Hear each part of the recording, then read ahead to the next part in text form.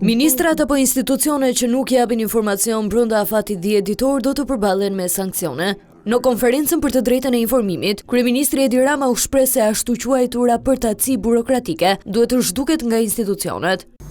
Përtatësinë burokratike nuk është një barikad për të mbajtur informacion, por është një problematike funksionimit brendshëm të mekanizmit administratës, kur vjen puna tek intensiteti me të cilin vjen kërkesa dhe tek intensiteti me të cilin duhet përgjigjesh.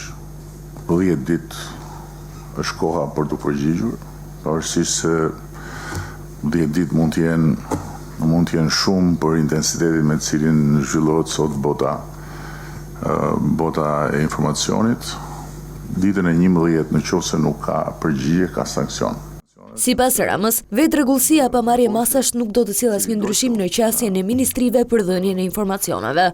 Dhe në qoftë se kjo do të ndodhi në mënyrë të përsëritur disa herë, unë jam i bindur që do të krijohet një ndjesi urgjence e barabartë me urgjencën me të cilën punon sektori i gotës gjysmëbosh. Gjithashtu, bëri me dije se qeveria do të përjashtojë nga ligji për shpifjen gazetarët. Që s'është për ne. Ne nga ana jon do bëjmë diçka që 24 vendet Bashkinë Evropiane nuk e kanë. Në 24 vendet Bashkinë Evropiane, shpifja dënohet penalisht. Ne do të heqim aspektin penal për gazetarët.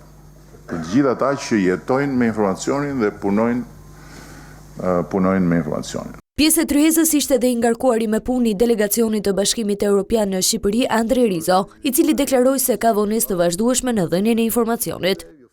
Transparenca nuk është unifikuar, zbatimi jo konsistent i unitetit të opinionit publik dhe dhënia me vonesë e informacionit. Bashkimi Evropian do të vijojë të mbështesë Shqipërinë në të drejtën e transparencës dhe e informimit. Gjatë konferencës u prezantua dhe Transparent Albania, një faqe që do përfshijë jo vetëm informacionin mbi transparencën buxhetore, por do të ketë një portë unike në të gjitha programet e transparencës.